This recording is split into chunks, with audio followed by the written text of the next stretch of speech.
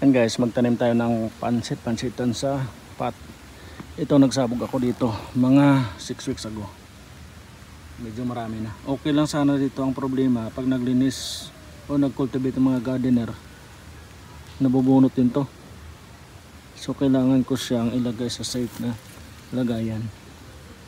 Ito tignan nyo, mga 3 piraso, 4 lang tong sinabog ko dito, yung may bunga na. Ang bilis na dumami. So kahit may isang ganito ka lang sa isang pot, after mga 2 months sobrang dami na yan nila. Saka ang ginagawa ko sa bahay, pinuputol ko lang, hindi ko binubunot para magsanga. Kaya unlimited yung ganito ko sa bahay. Yung dami nila. Gagawa rin ako guys ng self-watering pot. Pakita ko rin sa inyo kung paano gawin. Ayan guys, marami na to. Ayan guys, pinutol ko lang yan.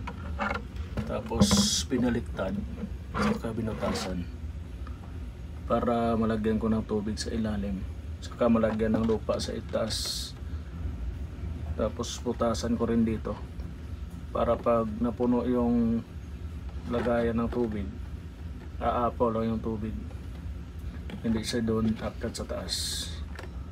Ayan, naputasan ko na rin para hanggang dito lang yung tubig, sakto lang na ma-absorb ng lupa yung tubig dito.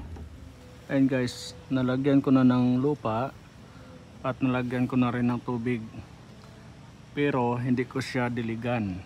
Hayaan ko lang siya na ma-absorb ng lupa itong tubig. Ang purpose ko ay para hindi lumabo yung tubig sa ilalim. At least kung lalabo man siya, medyo matagal. Ayan.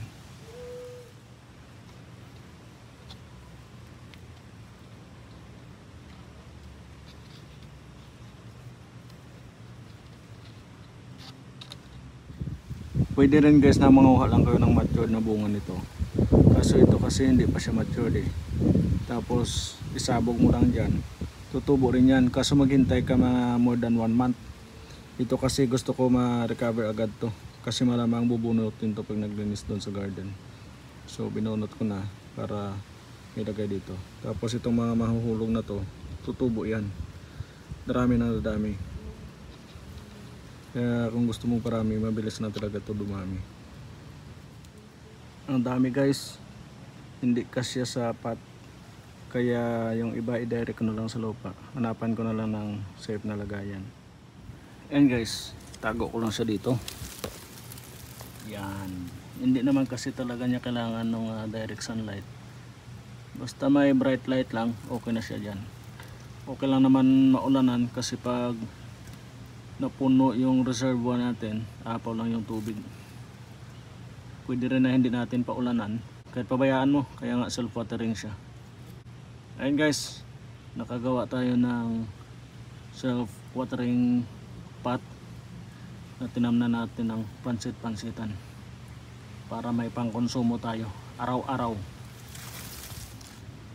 At yung iba, dyan ko tinago, tinanim ko sa ilalim ng mga kamuning para dumami sila.